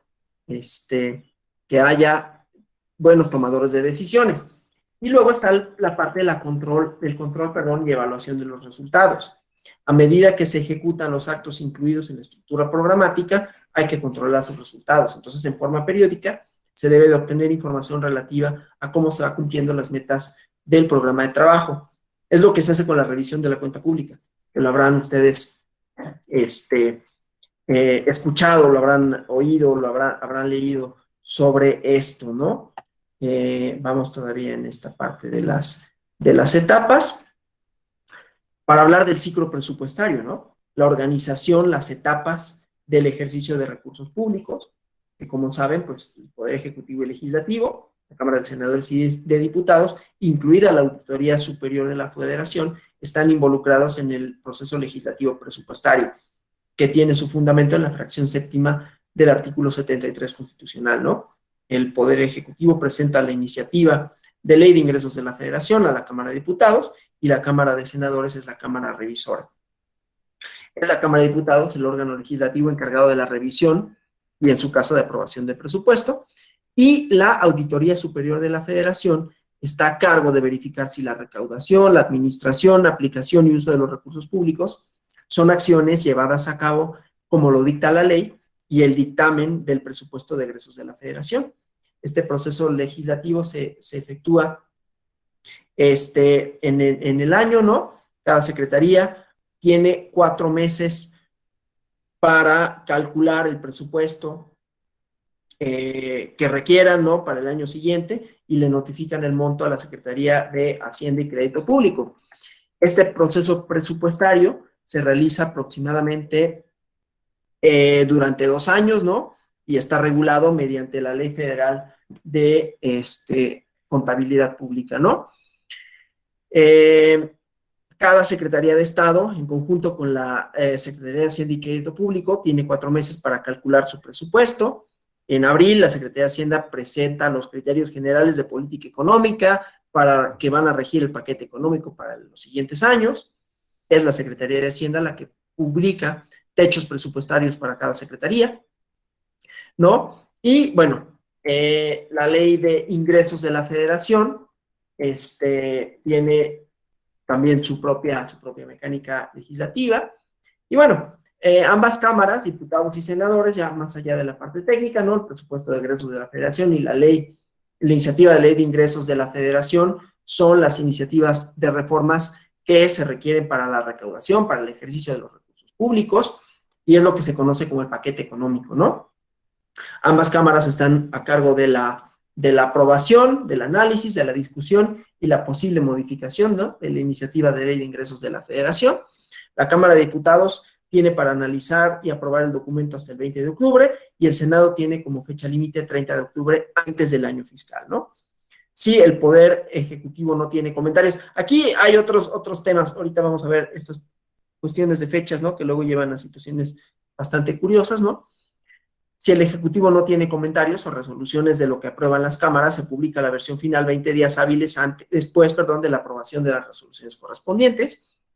Normalmente, cuando la aprobación del presupuesto de egresos, que normalmente es más rápida, ¿no?, porque pasa por la Cámara de Diputados y es aprobada más tardar el 15 de noviembre, el presupuesto de egresos, ¿no? Y entran en vigor al inicio del siguiente año fiscal, ¿no? En abril del siguiente año fiscal, una vez que el gasto ha iniciado o ha sido oficialmente diferido, la Secretaría de Hacienda presenta la cuenta pública, ¿no?, que es el nombre que se le da al gasto público una vez que se ha llevado a cabo. Y el reporte de la cuenta pública se envía a través del Ejecutivo a la Cámara de Diputados, eso porque vamos viendo como las fases, ¿no?, en donde se asegura que la recaudación, la administración, custodia y aplicación de los recursos y gastos de la Federación para el año fiscal determinado, del 1 de enero al 31 de diciembre, se ejercieron bajo los términos determinados por la ley y los criterios aprobados por el presupuesto de egresos de la Federación, ¿no? Bueno, hasta aquí. ¿Preguntas, comentarios? ¿Nada? ¿Todo claro? ¿Todo bien? El día de mañana, gracias por... Sí, Alfonso Pliego. Bueno, a mí me gustó mucho esta lámina porque estos 4 pasos, yo no soy administrador, aunque he dado cursos a administradores, pero me gusta muchísimo porque son exactamente los 4 pasos que, bueno, supongo han escuchado a un matemático húngaro, George Polya, que son los 4 pasos para resolver un problema, que son, bueno, el diagnóstico, entender el problema, elaborar un plan, ejecutar el plan, pero algo que es muy importante, que es la evaluación, y son exactamente los 4 pasos que están aquí enumerados, ¿no? Se formula, es decir, hay un diagnóstico, hay una discusión, aprobación, es decir, hay un diseño de una estrategia para abordar el problema, y no me la quite. Perdón. Está la ejecución, que es cuando ya ponemos manos a la obra, pero hay algo que creo que en general en México no hacemos y deberíamos de estar haciendo todo el tiempo, que es esto, control y evaluación. ¿Qué es control? No es más que estar autorregulándonos, estar autorregulando el proceso a partir de la autoevaluación, la coevaluación o la evaluación externa. Entonces, pues a mí esta lámina me gusta muchísimo porque está demostrado pues que hasta matemáticamente esta es una estrategia sencilla, muy práctica y muy contundente para hacer las cosas, porque también ese es algo de lo que se acusa mucho en este país, ¿no? Que somos un país que no planeamos, que siempre estamos tapando los agujeros o los pozos después de que se ahoga el niño. Y esta parte yo creo que, bueno, por lo menos para mí fue muy importante, ¿no? La destacaría muchísimo. Gracias, Alfonso. Y gracias por regresar o poderse volver a conectar a la sesión. Yadira del Rosario, por favor. Sí, hola a todos. Maestro, ¿qué tal?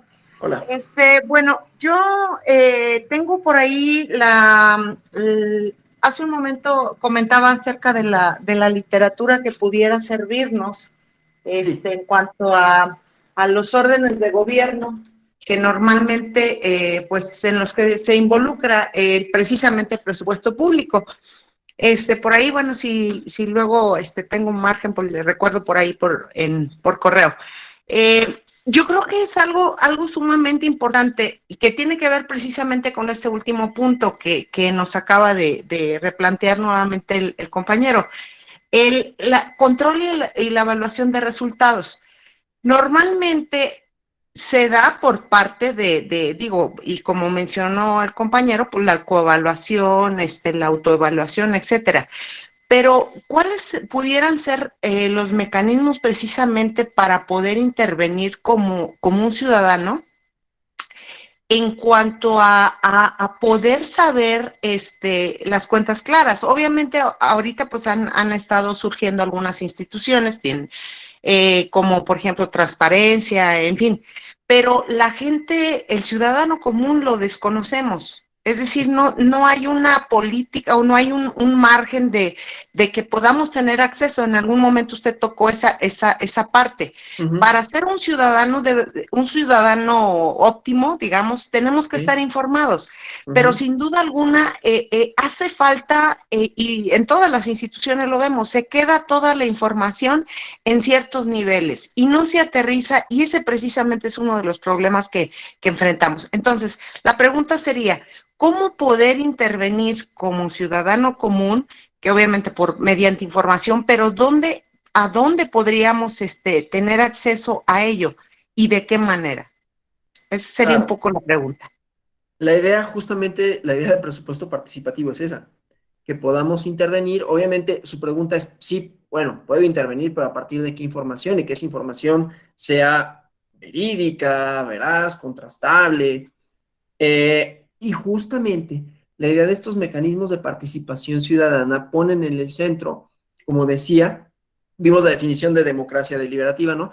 La deliberación ciudadana. Entonces, es una idea como de círculos virtuosos, ¿no? Hay ciudadanía que se quiere informar, información que puede estar disponible en medios de comunicación, puede ser información técnica también, inclusive, ¿no?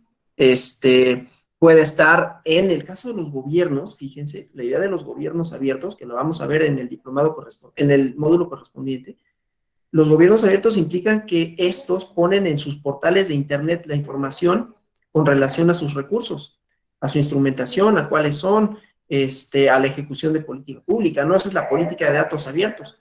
Y la política de datos abiertos supone, entre otras cosas, que la ciudadanía puede acceder a esa información, ¿no? Es imperfecta, y ya vamos a ir viendo a lo largo de este módulo y el siguiente, cómo esa es la información que establece canales de diálogo entre la ciudadanía y el gobierno, y cómo en esa idea, ¿sí? Hay, digamos, los elementos mínimos indispensables para la participación en el caso de los presupuestos, pero también en los parlamentos abiertos y también en los gobiernos abiertos, ¿no? Ok, gracias, maestro, muy amable. De nada. ¿Alguna otra cuestión? Bueno, si no es así, yo les agradezco por su participación, por su asistencia, por sus comentarios. Mañana vamos a ver de manera ya más detallada la idea de presupuesto participativo, cuáles son sus características, cómo esto se inserta en lo que hemos hablado, sobre todo en la parte de discusión. El control y la evaluación también lo que pasa es que el control y la evaluación, inclusive la propia ejecución, tienen un aspecto técnico, lo cual no quiere decir que la ciudadanía no podamos estar pendientes de ello y que no tenga efectos políticos, ¿no? Porque justamente, insisto con esta parte, La idea de los mecanismos de participación ciudadana es construir una democracia deliberativa donde la ciudadanía tenga un papel más activo en términos de participación, valga la redundancia, que no solo se enfoque a la participación político-electoral en sentido estricto, ¿no? Sino que establezca canales, como decía, de diálogo, de discusión y que ponga en el centro cuestiones políticas. Marcela, por favor.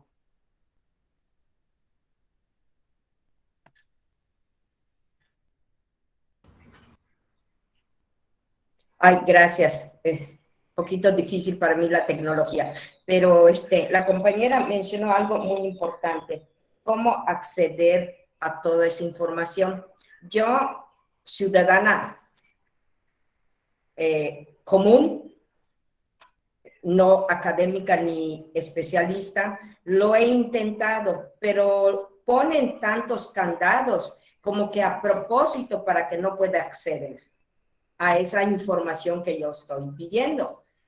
Lo he intentado por ejemplo, hay el INAID, hay otro, pero son demasiadas y cuando se ha pedido te manda a diferentes áreas y áreas como para que de aquí a 2 años yo pueda acceder. Entonces sí, es un poquito complicado para mí como ciudadana acceder a esa información que necesito de saber del gobierno municipal o del gobierno estatal o del gobierno federal. Y si hablas por teléfono o te dicen, envíame un correo electrónico o algo, pues nunca tienes respuesta y los teléfonos nunca te contestan. Entonces sí es un poco complicado acceder a esa información que nosotros, ciudadanos comunes, queremos saber. Gracias, es el comentario. Sí. Vamos a ir viendo y a lo largo de este diplomado irán viendo justamente cómo hay distintas formas de acceder a esa información. Me preguntaba si a través de un plebiscito referéndum. Lo que pasa es que esos son mecanismos específicos, ¿no? Aquí estamos hablando de uno de ellos, en donde, porque el plebiscito y el referéndum tienen su propia mecánica, sus propias características, ¿no? Temas específicos, y aquí estamos hablando del tema presupuestario ya como un orden de gobierno establecido, una forma de gobierno también que ya es propia, ¿no? No en el proceso legislativo, eso es otro tipo de mecanismos, ¿no? Bueno, pues si no hubiera otra cosa, mañana vamos a continuar con esta parte contextual y conceptual, ya con los elementos de presupuesto para hablar propiamente del mecanismo de presupuesto participativo. Espero no haya sido demasiado pesada la clase, porque tiene como estos componentes técnicos, financieros, contables, pero que haya resultado, por decirlo menos, interesante, ¿no? Así que bueno, muchas gracias y nos vemos el día de mañana. Gracias, muy interesante, gracias. Gracias, maestro, excelente. Gracias, maestro, siempre un placer. Hasta luego. Gracias a ustedes. Bye. Hasta mañana.